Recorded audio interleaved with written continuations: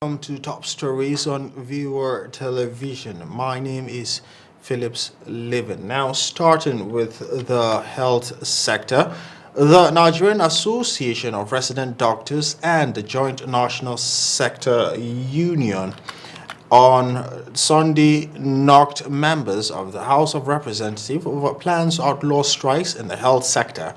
The bodies described a proposed bill to that effect as draconian and as an assault on democratic rights of employees. The bill, which is being sponsored by a member of the House of Representatives in Enugu State, Simon Atiye, is titled an act to amend the Trade Dispute Act, Cap T8 laws of the Federation of Nigeria. 2004 prohibit medical practitioners in the employment of federal, state, and local government in the essential service sectors from embarking on strikes and to accelerate administrative and judicial proceedings in the determination of the trade disputes involving them and related matters. The proposed law will only apply to medical professionals in the government employment. But the national president of NARD, Dr. Godia Ishaya, in an interview with one of our correspondents, said that the move by the lawmakers was against the rights of the workers to express their grievances. Furthermore, the spokesman of the JOSU and the executive chairman of the APA, Olumide Akintayo, noted that bill was draconian and an assault on the freedom of expression of the health workers. Now, bandits have released another set of two students of the Bethel Baptist High School who were kidnapped on July 5th, 2021 at Maraba Damishi in Chikun local government area of Kaduna State. The chairman of the Christian Association of Nigeria, Kaduna State Chapter, Reverend John Hayab, confirmed the release of the students. Hayab said with the release of the two students, 120 abducted students of the school have been freed so far. According to him, only one student is now left with the bandits. Meanwhile, the association has hailed the state police command for the raid on one of the bandits' hideouts, which led to the arrest of two bandits and the rescue of 9 victims at the Sabon Birni Forest in Igabi local government area of the state.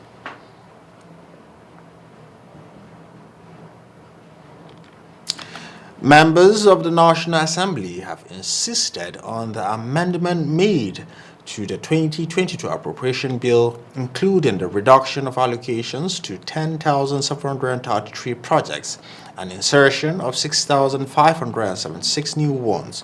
The lawmakers stated that by the power of appropriation conferred on the National Assembly by the Constitution, the Parliament has the right to tinker with the federal government's budget like any other bill.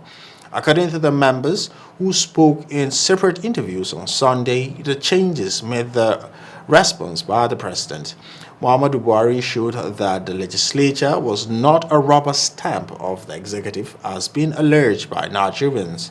Buhari had on Friday, while signing into law the 2022 appropriation bill and the 2021 finance bill, expressed strong reservation on the worrisome changes made by the National Assembly to the federal government's budget.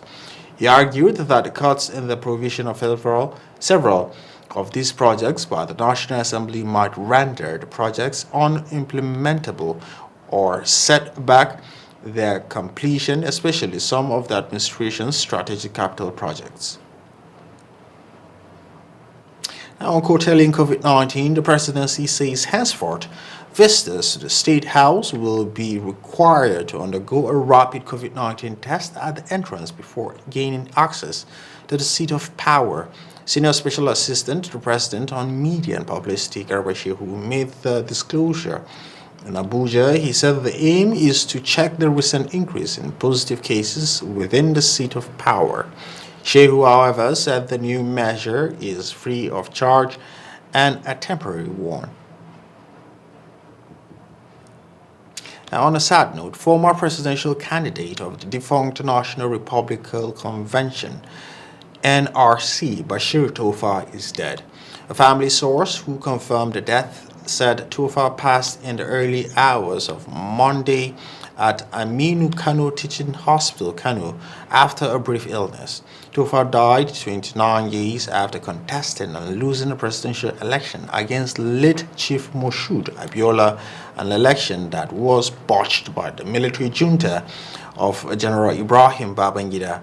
The death of the elder statesman and chieftain of the ruling All Progressive Congress (APC) early went viral on social media last Friday, but was later put to rest by the family source who confirmed that the business tycoon was only critically sick then. The burial arrangement is to be announced, but the deceased may be buried today in line with Islamic rites. The wife of the Oyo state government, Tamuno Minini Makinde, has appealed to women, especially nursing mothers, to prioritize exclusive breastfeeding for their babies and newborns, saying that has proved to be the best way for children to live healthy lives.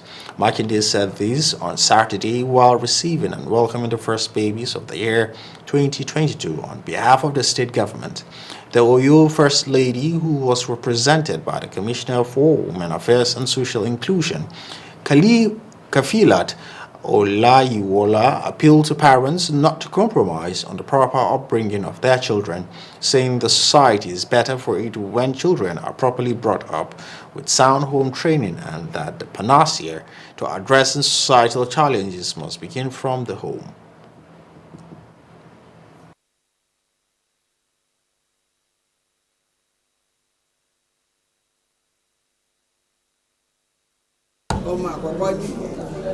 Maybe 2022. But alhamdulillah, like that, I have a safety in the room. So I really appreciate this Makinde. The wife of the Oyo State Governor. I don't know what to say. That's to show you that this year is going to be great. You know, in line with the prayers that our fathers used to say, Odun Ayabo fún gbogbo wa. And that's telling us that this year we should expect more great things in Oyo State, more investment, more achievement for our governor and his wonderful team, and more grace for every one of us to be blessed with this year. And that's all on Top Stories for now. Please, when you see something, do say something. My name is Phillips Livin. Have a great day.